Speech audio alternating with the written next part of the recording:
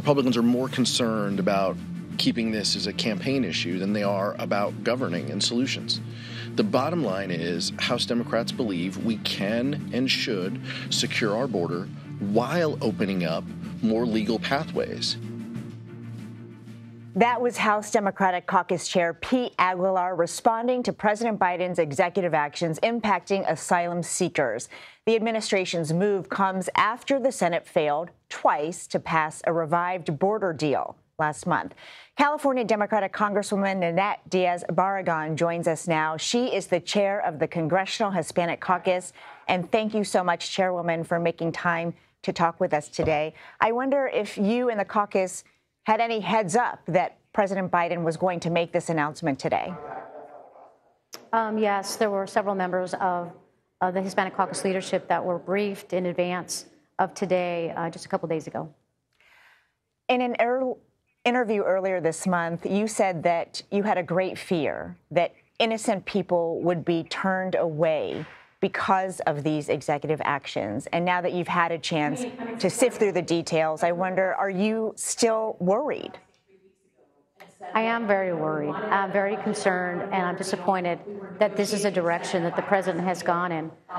What effectively it is we're talking about turning people away at the southern border so that they don't have a right to apply for asylum when they hit certain numbers. It's 2,500. If you take a look at when the last time the number was below 2,500, it's been a very long time. And if you implemented this at the beginning of the Biden presidency, you would have had a border effectively shut down for the purposes of asylum almost all but a month or two.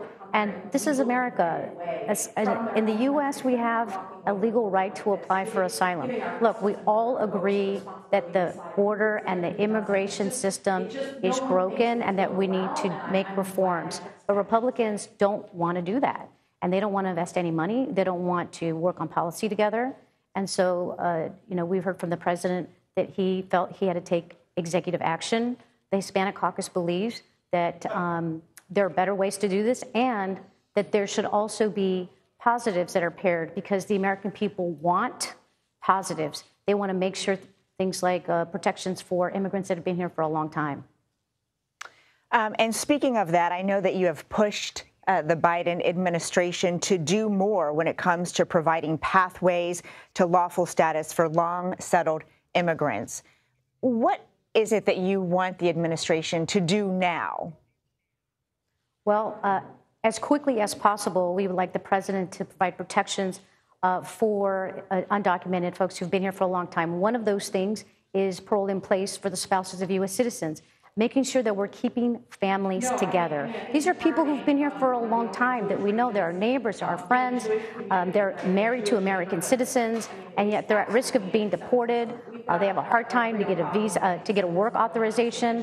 So we need to make sure we protect the spouses of U.S. citizens.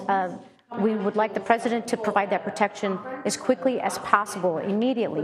The other thing that could be done in keeping in line with keeping families together is to be able to do more of cancellation of removal.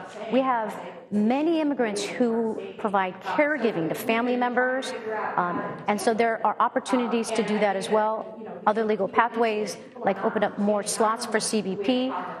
We know that that provides a more orderly process for people coming here to America instead of having to go between the ports of entry. And let's remember why people are coming between the ports of entry, because they don't have a system and a process where they can go to a port of entry unless they get one of these appointments through the CBP One app, which, as we know, are very limited. And that does remind me of what your colleague, Senator Alex Padilla, tweeted. He is, of course, a member of the caucus, and he said, by reviving Trump's asylum ban, President Biden has undermined American values and abandoned our nation's obligations to provide people fleeing persecution, violence, and authoritarianism with an opportunity to seek refuge in the U.S. Do you agree with this tweet? I do agree. This was 212 authority was used under Trump, and it was used for the asylum ban, and it was a tool in his toolbox to do everything he could to stop people from coming to this country. And that's why I think this is a step in the wrong direction, and why we really need the president to act on making sure that he is helping provide protections for people who've been here a long time. Enforcement only doesn't work. We know that. And we know that immigration policy can be good policy and good politics, and providing these protections would do that. President Biden has said he, was under a lot of pressure to do something to control the situation at the border. How do you think this move, his decision here, could impact his support among Latino voters?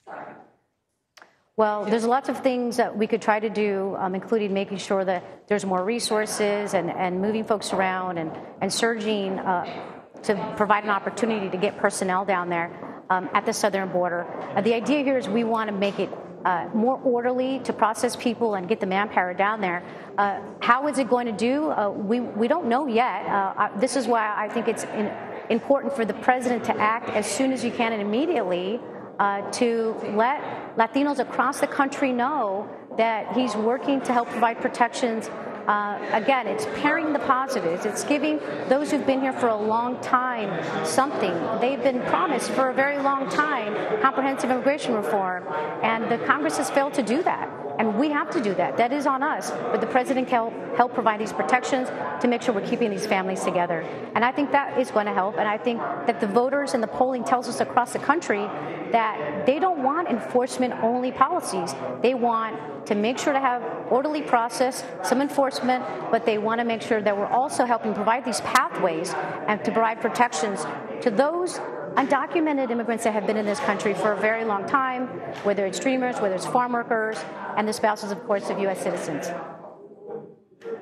And we will be following up on all of those things, and I really appreciate your time, Chairwoman Nanette Diaz Barragán. Thank you. Thank you.